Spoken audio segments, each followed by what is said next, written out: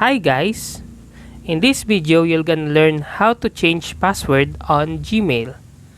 So first, you need to tap your Gmail application and then tap your profile at the upper right corner. Then tap manage your account. From here, scroll from right to left.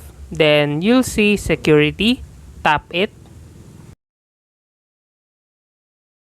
And then in here, tap password. Enter your old password.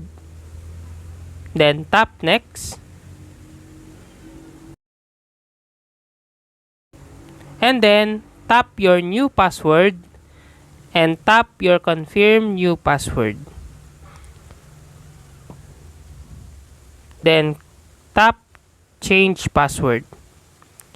So that's how to change password on Gmail. If you like this video, please click the subscribe button and click the bell icon to notify you to our next tutorial.